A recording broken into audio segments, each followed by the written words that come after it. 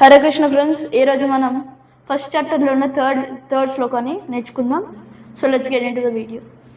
పశ్యేంతాం పాండుపుత్రాణం ఆచార్య మహతీం చమూం వ్యోఢం ద్రుపదపుత్రేణ తవ శిష్యేన ధీమత.